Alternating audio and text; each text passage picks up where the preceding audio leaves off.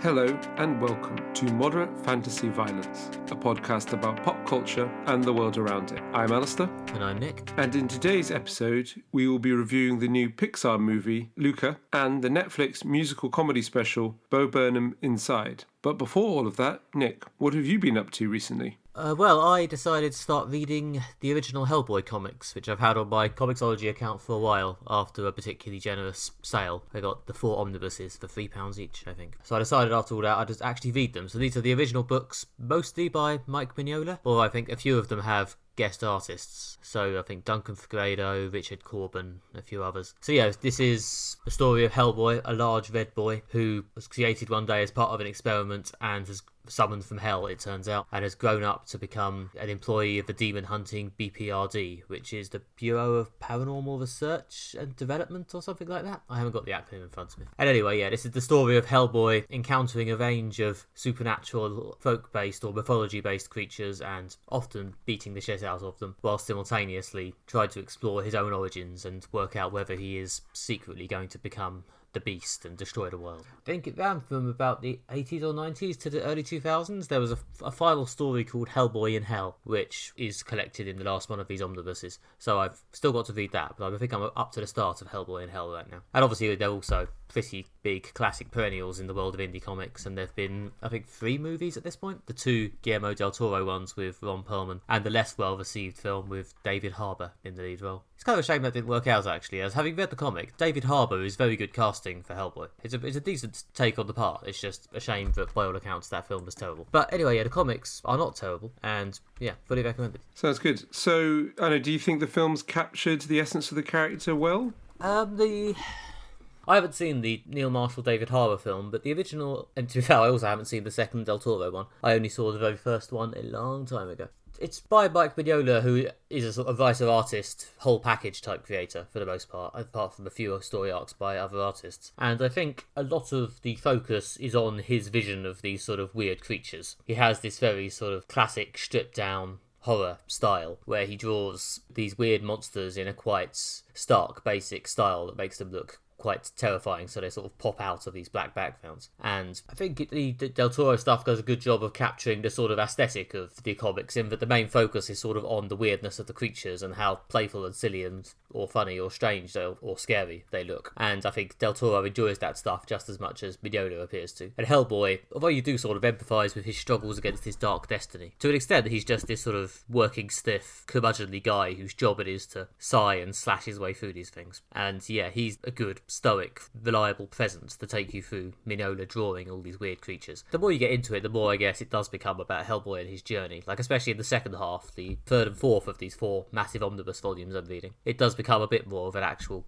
plot about Hellboy. But for the first 2, it's just Hellboy meeting a lot of these monsters and slowly realising that a lot of them are joined together in this big conspiracy. It's got a very sort of vintage adventure feel. A lot of it is just about the adventure and how much Mignola enjoys drawing the adventure. And I think enjoying that sort of classic monster thing is something he has in common with Del Toro. Absolutely, yeah. I think what I liked the most about especially the first Hellboy film, the 2004 one, was the aesthetic. Yeah, the look and feel and how it was kind of very well realised. There's quite a lot of interesting kind of work with kind of costuming, makeup, sort of practical effects that made it look really good. So yeah, I can imagine a lot of that is sort of drawn in from the comic. Yeah, I think so. I think as I say, he does have a not dissimilar aesthetic. Like, I mean, I watched his later film, The Shape of Water, and that's not un-Hellboyish as well in its, or at least un-Mignola-ish in its vague aesthetic. But yeah, he did capture the look of it pretty well, and obviously Ron Perlman was very committed to the part. I never saw the second one because the reviews were middling, and I was not going to the cinema that much at that period. I did see the second one, and it wasn't very good. It just seemed to have a sort of fairly nonsensical plot. But yeah, I mean, if you enjoy the aesthetic was there. The kind of the bad plotting of the second one really let it down. But yeah, it's one of those things I always thought there's more legs in this. Maybe it's the sort of thing that I thought might find its way to Netflix or something at some point. I think, if not for the fact that, I imagine putting a dude in red the entire time is quite expensive, I think it would make quite a good TV series, because obviously there's a lot of easy procedural potential with Hellboy just meeting these creatures. You could pull out a lot of different myths. You could do a lot of good stuff. I mean, that's, the main thing I was thinking from what you were saying, that it does have this kind of like sort of case of the week structure early on, and so it does that kind of serialization does lend itself to television. Yeah, no, I think it probably would make quite a good TV show, but I do also think that because of the subject matter, unless you were willing to get someone like Disney Plus to go in and splurge maximum cash, and to be honest, even, no offense to the Disney Plus shows, but even the Disney Plus shows do feel like they're notably down budget compared to the Marvel movies. Like, there's a lot of obvious green screen in Loki. But anyway. Yeah. So yeah, I don't know if anyone has enough cash floating around. Maybe if Amazon decided to do one of their Lord of the Rings-esque massive mega splurges, but I think that might be a bit of an ask for a property like Hellboy, which isn't quite universally known and has so far had 2 attempts at a film franchise kind of peter out. Yeah, it's just not kind of quite at the kind of level of interest that warrants the kind of spending to make it, worth doing well. I guess, I mean, its profile has been raised by a high-profile film from a high-profile director, but that was the better part of 20 years ago. That makes me feel old.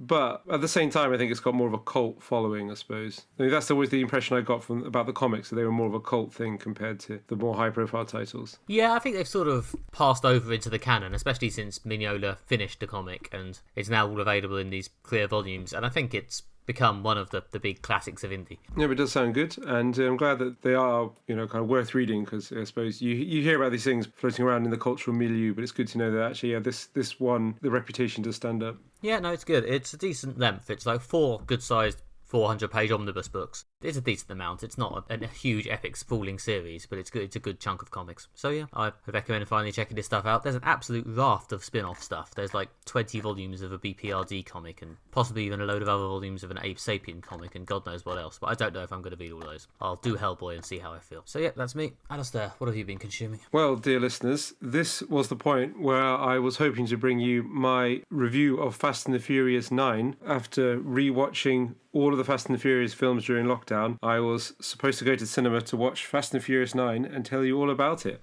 but I am locked down again due to the potentially being near someone who has had or has COVID-19. So I am now at home self-isolating. Obviously, these warnings are very important and should take them seriously. But sadly, it means I can't bring you my brief review of Fast and the Furious 9. Stay tuned to get that on Twitter at some point. But what I can talk to you about is a show on Now TV, or I think just Now. It's called Now. No. No.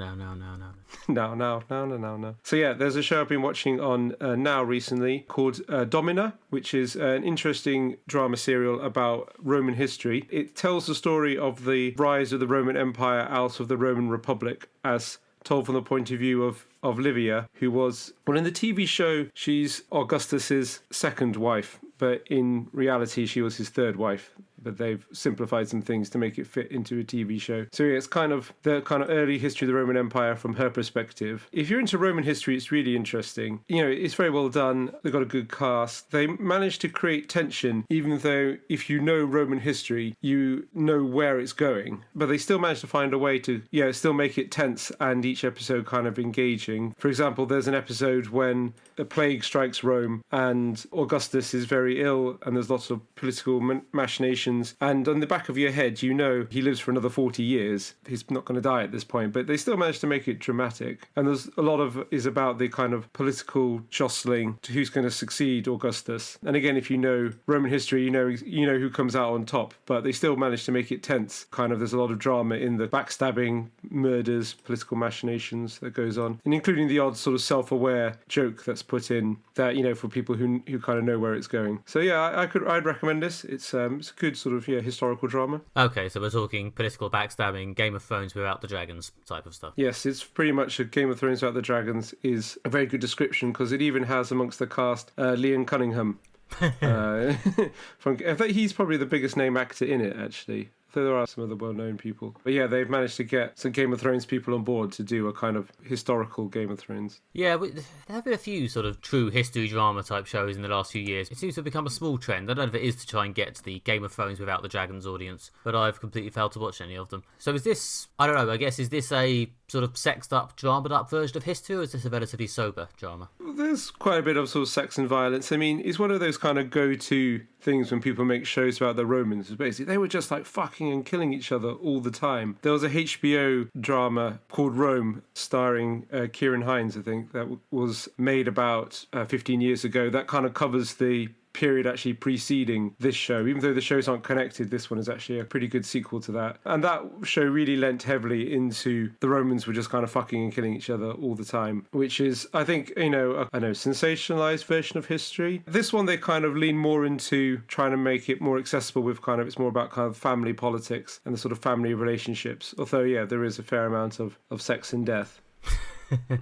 Yeah. Was it Spartacus that was big for a while? But also seemed to be from the sure was a lot of violence and fucking in Rome subgenre. Yeah, I think there was Spartacus, Blood and Sand that I think turned the sex and violence up to about 20. I didn't actually watch that, but I've heard the rumours, I've heard the legends. Yeah. I think that was of a piece with, there was that Henry Cavill starring show about Henry VIII. There was also kind of Henry VIII shags his way through early modern history. The Tudors? Yes, there's the Tudors, that's what it was called, yeah. It also had some Game of Thrones people in as well, actually. Well, yeah, I mean, from the title, you could assume that's going for soap opera. Okay, but this is more from the premium telly school of serious drama. Yeah, I think so, yeah. I would say that. And yeah, it's more about the political machinations and the kind of family relationships. Because I guess what's interesting is that period of Roman history, most of the political drama was also centered in one family. The Romans had very large and quite complicated families, so it was the kind of Julio-Claudian house, machinations within that to kind of come out on top, or to be designated the kind of successor to Augustus, was the only game in town, really. So the plot is both political machinations but also a family rivalry. So yeah, not unsimilar to Succession, in fact, just more swords, less TV deals. In that, yeah, it's about a patriarch with an empire and the fight to succeed him. But yeah, it's got a strong cast. There's a lot of interesting drama along the way. One of the things is they don't quite seem to have the budget of Game of Thrones, so they kind of skip over the battles. It's sort of interesting at first. They kind of romp through the sort of period of civil war quite quickly, which, yeah, and then gets kind of the political machinations. I don't know if they didn't have the money to do big battles. Maybe they get more money for a future series. I mean, even Game of Thrones had to skip over the big battle at the end of season 1, didn't it? There was the one that Tyrion just got knocked out and slept through. Which, yeah, I think was a clever piece of budget management. Which, yeah, I think very much was just a case of, yeah, we don't yet have the money to do this. Maybe next season. I think a lot of shows have to go through that. It must be really expensive to do a battle. I mean, it's like what we were saying with Hellboy, that even though TV is so much more spectacular now than, when I was a child, and the things they can do with effects, are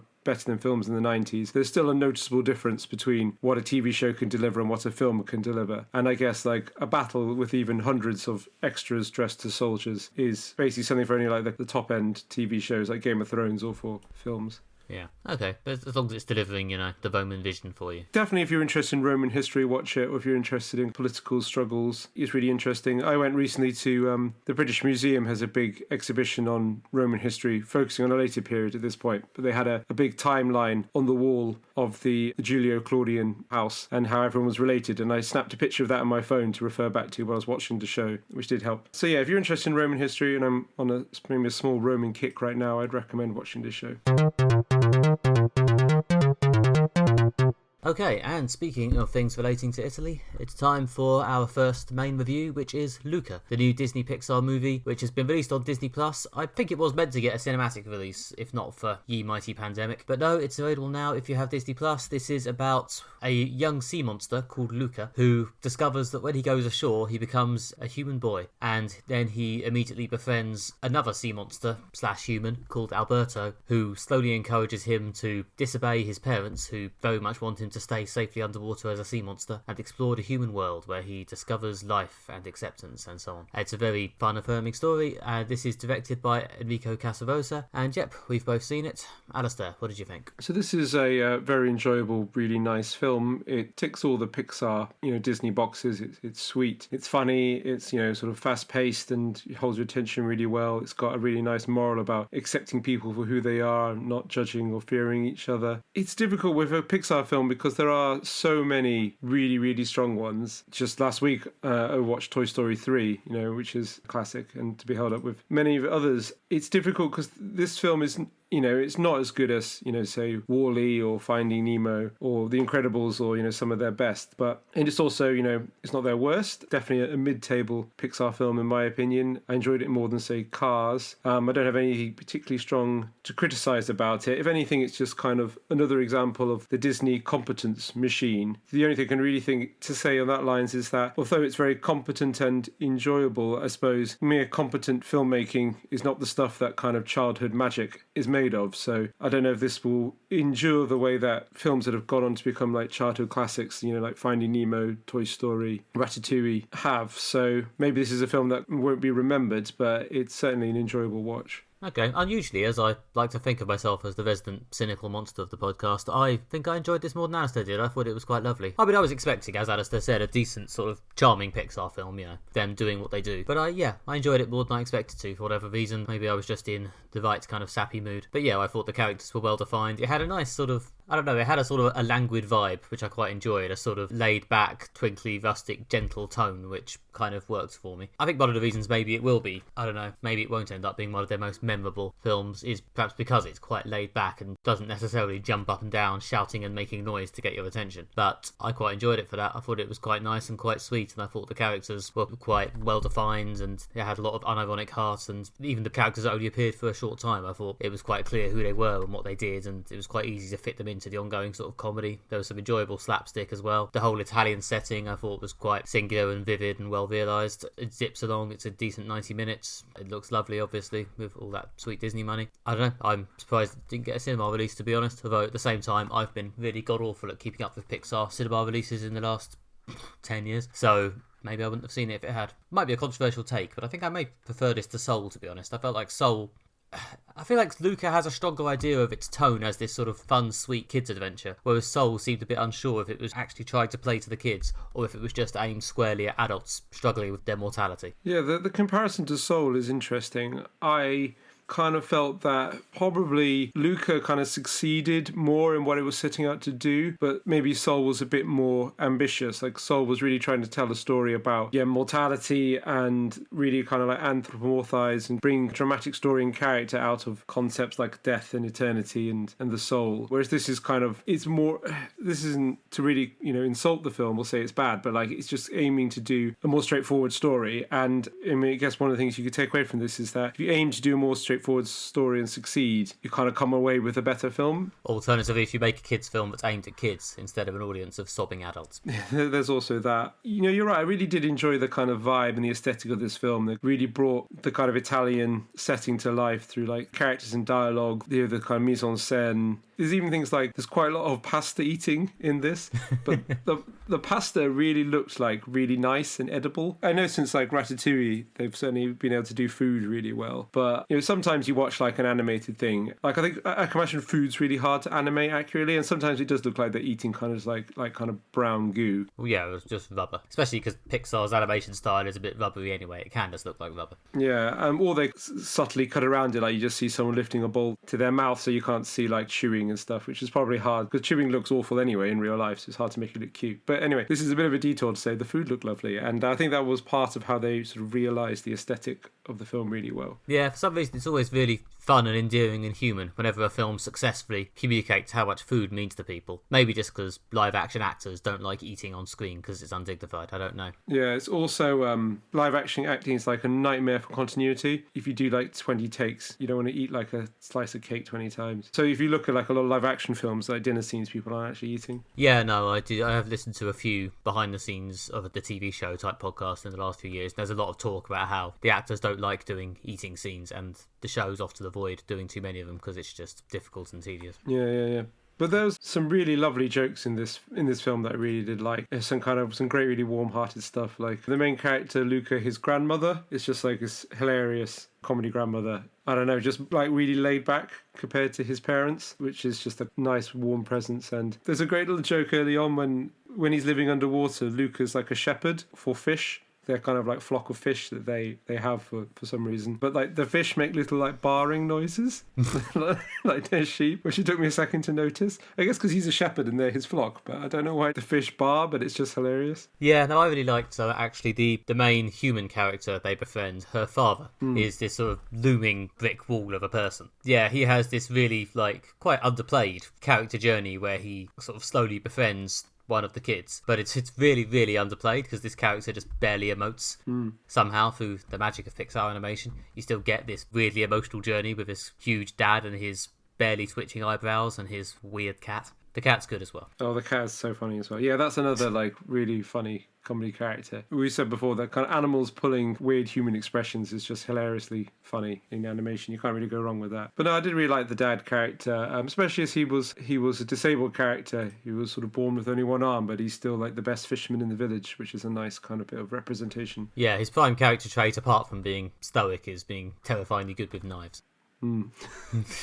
And also a slightly less sort of aggressively warm-hearted section, but still very, very funny, was the one scene with Luca's weird uncle from the deep, played by Sacha Baron Cohen, who just turns up in one scene to explain to Luca how awesome it is living in the deep, and is just weird and creepy and has clearly lost his mind years ago. And it's not a joke they should ring out throughout the film, and they don't. He only appears for this one scene, but it's hilarious. Yeah, that's a great cameo from Sacha Baron Cohen. I know, almost like the modern Omar Sharif, as he seems to, people go from Hollywood for him to play anything from like Kazakhstan to like Israeli to like Italian. He's just go-to character actor for like non-English characters. But no, he's very funny in this. There's a lot of witty dialogue. There's a lot of great sight gags. There's a funny bit when Luca's parents come to the human village and they're trying to find Luca, and they know if they pour water over Luca, he'll turn back into a sea monster. So they're trying to find him that way by just pouring water on any kid that they find. Which is just, like, again, it's just a simple idea that is just like hilariously executed. What's interesting or impressive, I guess, about this film is that it never feels particularly rushed or hectic or manic, like I sort of said at the beginning. But there's a lot in it, considering it is only a little bit over an hour and a half. There's a lot of characters and quite a lot happens. It somehow never feels rushed. One of its main characteristics is it never feels rushed. Yeah, no, it's well paced. Yeah, certainly. And, you know, there's quite a lot of breathing space for the jokes, which is good. And it sort of builds to, the climax is this triathlon that they have to complete. But it's a triathlon, and one of the stages is like eating a bowl of pasta before a long cycle, which is obviously not a great recipe. It's cleverly designed. If I wanted to torture a child, I'd get them to eat a bowl of pasta and do a long cycle. Yeah, exactly. After a long swim. But yeah, and that's the kind of the climactic set piece of the film, which is, again, it's played for both maximum drama and sort of maximum laughs. Yeah, I think as it's sort of built towards that, like, it almost snuck up on me, to be honest, because it is, as I say, quite languidly paced. There's a lot of characters, there's a lot of tone stuff. When it got to the inevitable sort of crisis point about 2/3 in, I guess there's no point in spoiling it, but yeah, when they have their, oh no, things are suddenly bad and people aren't getting along type moment. Yeah, I'm surprised how much I genuinely cared. That's a bit sort of, I'm really into this. Okay, fair enough. Yeah, then that point does land really well. They really do kind of like wrap it up quite well with the kind of character plot and the kind of relationship with the characters. The whole point of the plot of like children come to a town disguised as humans. They make friends, but disguise the fact that they're sea monsters. You know, it's kind of obvious where it's going, and you kind of know the dramatic beats they're going to go through. If you've seen like, well, Pixar films, or really if you've seen any film ever, you kind of quite early on know the dramatic beats of this film. But, you know, that still really works when you come to them. Like, you still feel like really emotional in the, you know, the low bit when, you know, people find out who they really are and reject them, and you know, obviously, you know, it's probably not a spoiler to say it has a happy ending. I won't spoil it too much, but like, you know, you can't, right from the beginning, you know, kind of the dramatic beats of the film, but they're still like really pleasurable to go through. Yeah, I mean, there was a small part of me was almost disappointed that they never got any mention or reference to, you know, why the sea monsters turn into people, or are they people who were turned into sea monsters? Is it a curse that's been placed on the family? Who knows? But also, you know, I'd always rather not know and enjoy the fact that the film is a decent length and spends its time on character and humour instead of explaining the fucking lore. Yeah, this is something I feel like quite strongly about as both a writer and like a consumer of media. And I think we discussed this in the past, and your tolerance may vary on this. It's very much a personal thing. There's no right or wrong answer. I lean quite heavily towards the kind of, I want kind of story and character. Like, closing all the kind of plot holes and explanations isn't something that matters to me so much. Like, I was just willing to accept that, like, yep, they're sea monsters. When they go on land, they turn into people. I was just, accept it. I could understand that for a lot of people, your mileage may vary in this. I suppose you kind of give more lenience to a kid's film. You kind of say, like, you know, any explanation is just going to be either confusing for children or just like not satisfying. I suppose, if it was aimed at grown-ups, I mean, I don't really know how you do the story aimed at grown-ups, but it might need more. But I strongly feel that, like, if characters working, plots working, and we need a bit of nonsensical magic to kind of grease the wheels, I'm fine with that. but it's very personal preference. As long as the mechanic is clear and works, and you understand how it affects the plot and the characters, that's fine. I mean, it gets fairly straightforward explanations early on when the two kids are mucking around. When they get wet, they turn into sea monsters. Okay, that's about it, really. Yeah, that's like I said early on. There's nothing I didn't like about this film. There's nothing that wasn't funny, and there's some great jokes about it and things like that. Yeah, I just I don't know. Maybe it's just a tall order to stand up. Maybe it's unfair to, especially as it's just a brand. It's not even like one franchise to compare this to like Inside Out or Wall-E. It just makes me wonder that what will form the kind of fundamental building blocks of children's childhood, and does this have that kind of transcendent magic to do that? But I suppose you probably have to ask a 6-year-old. Yeah, no, I don't pretend to be down with the kids in any sense, but yeah, I really, really like this, and I don't know, I feel like it might be slightly more accessible to kids than some of the let's get down into our emotions Pixar films, but whatever, works on me.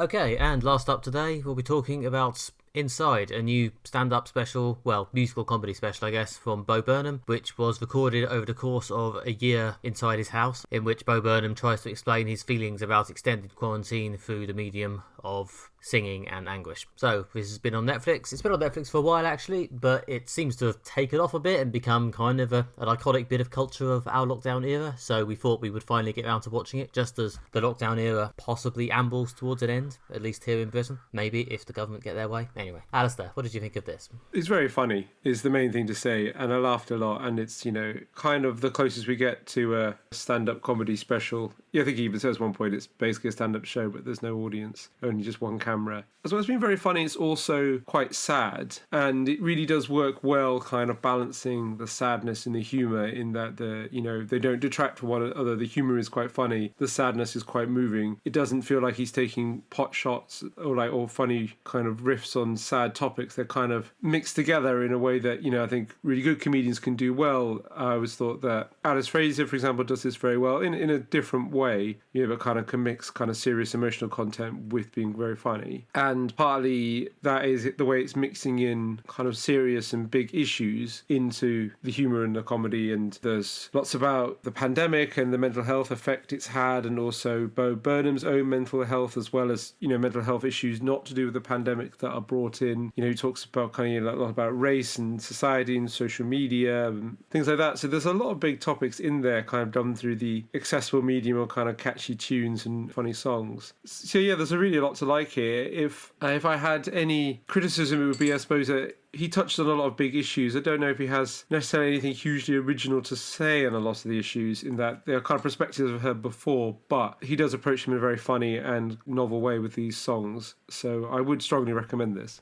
Yeah, I think a lot of the appeal of this is probably the documentation of Bo Burnham's, or the Bo Burnham character in this. I don't know, I guess there's always a degree of construct in this sort of thing, of his ongoing mental deterioration as the quarantine continues. And it's been, widely acclaimed for capturing the mood of a lot of the locked down Western world, who have been basically spent the last year staring at the internet and really pushing their love-hate relationship over the edge. I think at first we all clung to it for a shred of human connection, possibly OD'd a bit, and if anything withdrew a little. I think I used to be a lot more active on the internet pre-lockdown, to be honest. Despite it now being more central in my life, I think I probably post on it a lot less, because there's just a degree to which I'm just sick of it. And Bo Burnham, I don't know, I think he's going into this sort of internet comedy, I'm doing it, but also I hate it and see how it's bad, but also I'm still doing it. But I do kind of hate it a bit, and I see why you hate it. I'm going to keep doing it, though. It's a very self-aware, borderline self-loathing approach to the comedy, which, if you've been on the internet, especially on Twitter and stuff, for a long time, you'll probably recognise the sort of, I'm doing the thing, even though I recognise it's terrible, but I'm going to keep doing the thing, in an increasingly self-aware way. It's very specific, and it's very well done as a sort of narrative. As you say, I think some of the observations he's making in his individual sketches and vignettes are probably a bit standard. I think there's a song called White Woman's Instagram, which is very well realised and well filmed, but is not breaking any satirical moulds. But I think at this point, the general direction of the show is more about his overall journey through it, rather than a lot of the individual songs, especially in the first half, when I think you're meant to get this vague journey, but it starts off as being this quite broad satirical show, and ends up being his sort of personal collapse. Like, there's a lot more broad satirical stuff in the first half than there is in the second. Yeah, which really works, I think, in giving it a kind of narrative shape, because there is more to this than just a man in a room doing a series of songs. There is a kind of connection and narrative to it that ties it all together as a single work. And I think that's very much part of it. Yeah, the self-awareness is very much, I think, a crucial part of this. I think one of the first songs, if not the first song, is called something like Healing the World with Comedy. Yeah. Yeah, which kind of really sets out the stall of what you're watching, which I thought worked quite well, of that he's both simultaneously like taking on this like big thing, and like there is a sense in which like art and comedy is a thing that like we all have in common and can like bring us together. You know, huge amounts has been written about how, you know, like Star Trek is kind of like really summed up the civil rights period or things like that, you know. But also at the same time, it's very self-aware that when people are putting their lives on the line to fight for like injustice, to fight against injustice and doing kind of grand things, like doing comedy, which also very much keeps him at the center of attention, is somewhere between the least you can do and a straight up cop out. And so kind of he establishes that very early on. So you're kind of aware of the levels this is working on, in that this is both simultaneously quite profound, but also like quite self-absorbed. And I think the fact that that's very much up front and it's kind of stated and it's kind of part of the story that's been told, or the comedy, it partly also gives you like some freedom to just appreciate it. It's acknowledged up front that like I kind of get, you know, comedy about racial tension in America or like our addiction to social media isn't going to solve, like saying this, I don't think I'm saving the world with this. So you can just enjoy it, and maybe in that he can be saving the world.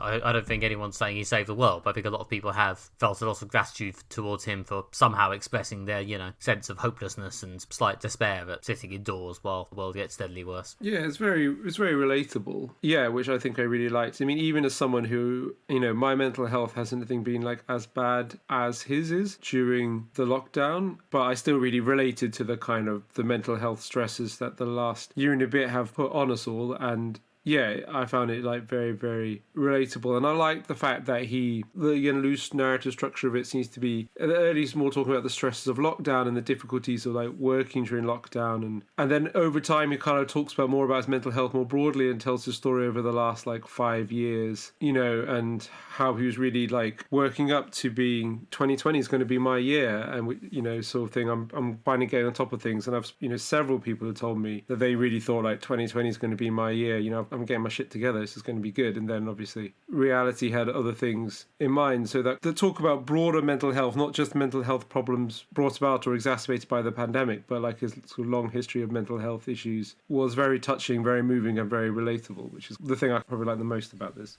I mean, he very, I think, obviously intentionally doesn't mention COVID or the pandemic, or, you know, if you want to get really into the self-awareness of privilege or whatever, he doesn't actually talk a lot about, you know, the actual people who have died or whatever, which I'm sure is always, if you're going to make your long comedy special about your own suffering indoors, I'm sure when he talks about, is there any point to this in the face of everything, very much that's part of the everything he means. But ultimately, if you're going to talk about that, you probably don't want to emphasise that too much. What you're saying is it's okay to be, I don't know, to focus on your own suffering. It's probably best not to think about the deaths too much. Yeah, well, I guess focusing on his personal trials gives you this kind of like character to ground this in, and you're someone you can relate to his, you know, his kind of personal journey and his personal experience of the quote unquote everything that he's talking about. And again, that's what helps this be just more than just like a series of interconnected, funny stroke topical stroke sad songs. It gives it a sense of character and narrative to make this a kind of complete whole. Yeah, and I think again that narrative and that sort of journey is what a lot of people relate to. I don't know if there are necessarily a huge amount of amazing songs on this, but there are a fair few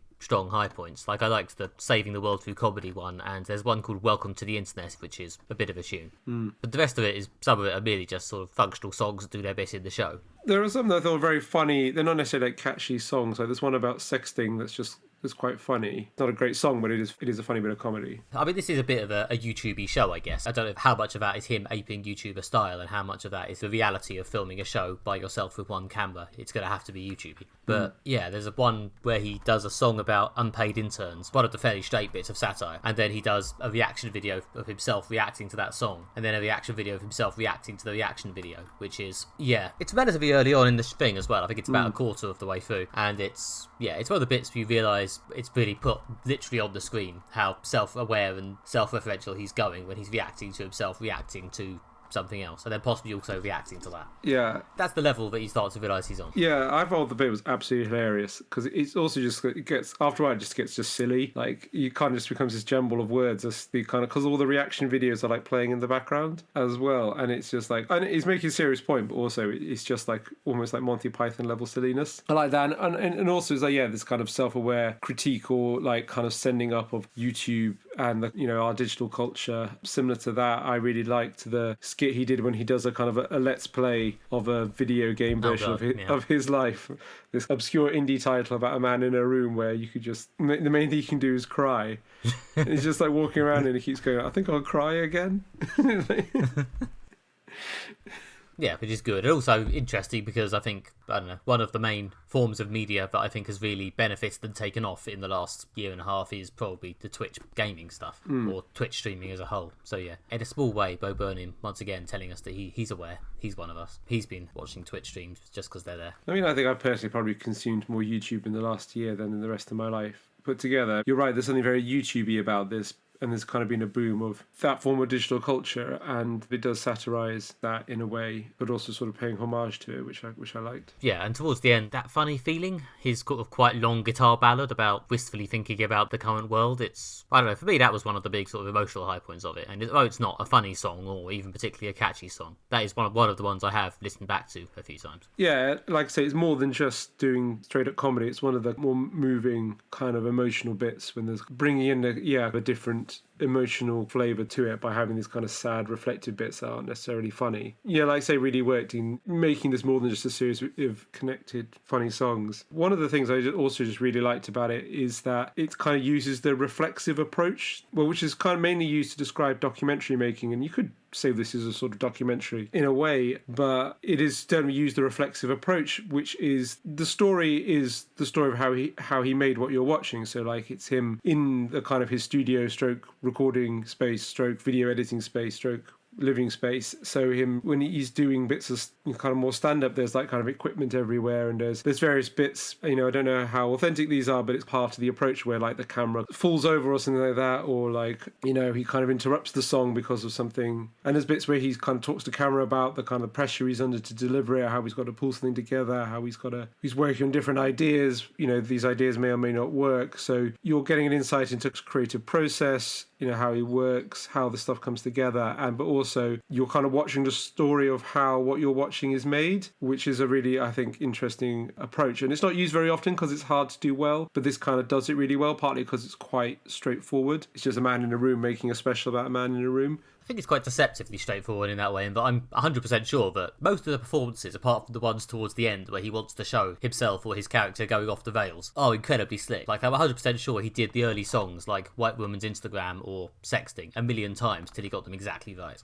And possibly even some of the later ones as well. But when he wanted to have the narrative be, I'm coming unraveled, that's when you start showing your fuck-ups. Yeah, exactly. But even then, there's the bits early on when he's just talking about creative process. And there's a song, I think, about trying to make something or be creative or whatever under the pressures of both time and lockdown. But yeah, he's kind of engaging with how is this going to work is kind of the subject of the piece itself. In some ways, it's a traditional stand-up special, but a lot of these long hour and a half specials are just the comedian does a load of unrelated vignettes and jokes, or seemingly unrelated vignettes and jokes, and then in the really good, acclaimed, well-constructed ones, ties it all together in a clever bow in the last quarter. You know, we've all seen specials like that. There were various well-documented people like Stuart Lee or whoever who are very good at it. And yeah, this is just a very well-constructed one about the era, and also it has catchy songs in it, which helps. There was a real vogue for these sort of like long sort of narrative stand-up comedies, which was very much in the pre-social media era. I remember Chris Brosnahan, who's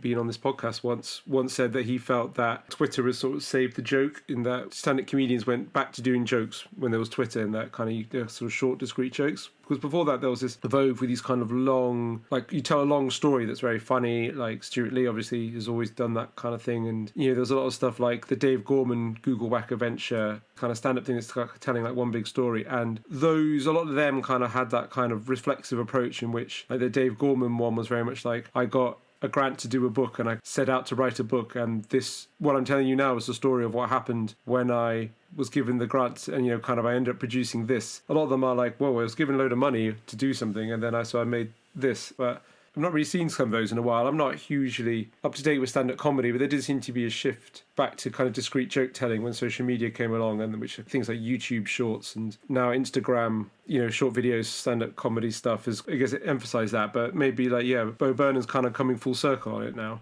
I don't know. I think if anything, it's just that the longer stand-up comedy specials are a bit less of a common mainstream thing than they used to be. I think that they've drifted back towards being something that are more the territory of comedy enthusiasts, and the rest of us are just watching 5-minute videos on YouTube or reading Twitter. Maybe. I don't know. I'm pretty sure they still exist. Like most of the comics I follow still, or at least they did before the world went weird, popped up in every year or so, or a couple of years, and go, my new hour-long special, touring now. Eventually there'll be a DVD. Yeah, that's very true. But yeah, this is very much one of those in that sort of tradition. Bo Burnham, I guess, has cleverly managed to get his out relatively quickly before lockdown has even ended in a lot of places, including Britain. But I don't know to what extent we will be absolutely power hosed with these by the end of the year. We'll have to wait and see. This really is a really great encapsulation of the kind of emotional state of the last year, kind of more quiet despair than like blind terror. As the writer Laurie Penny said, this is not the apocalypse we were expecting, or something similar in a Wired article she wrote about the pandemic, in that disease outbreaks and pandemics as portrayed in fiction is not kind of what it actually turned out to be like when it happened. And like I say, despair, isolation, loneliness, quiet sadness is the main emotional impact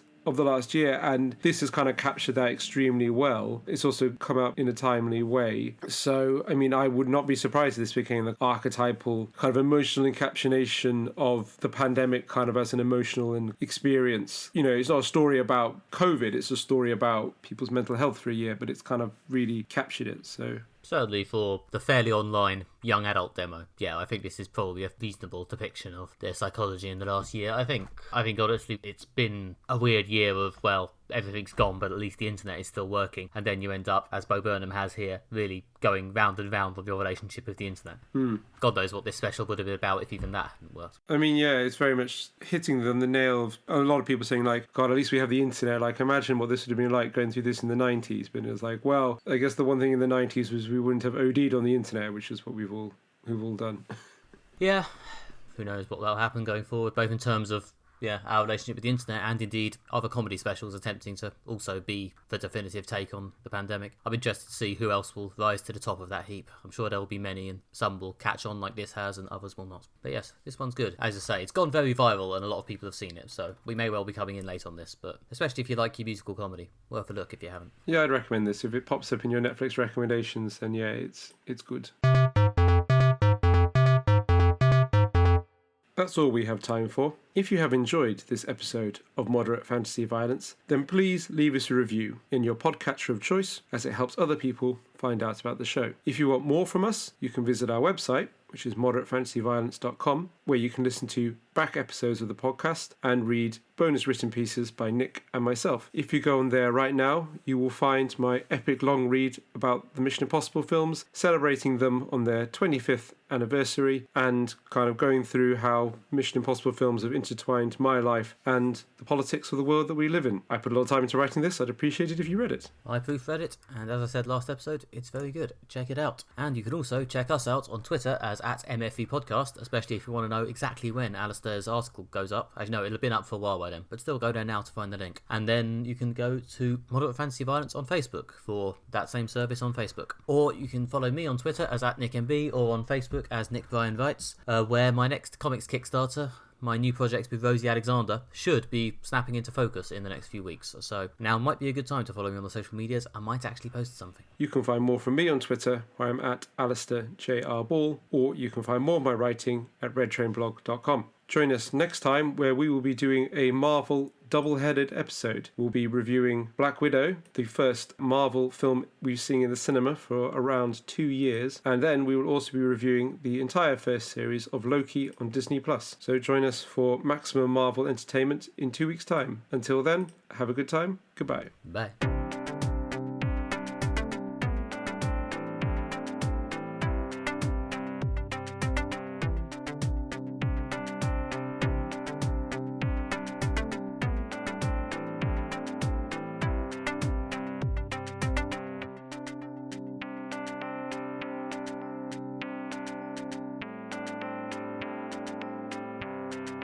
Right, ready to get inside Bo Burnham? try and stop this tradition of using all the best jokes in the fucking interstitial space. Sorry.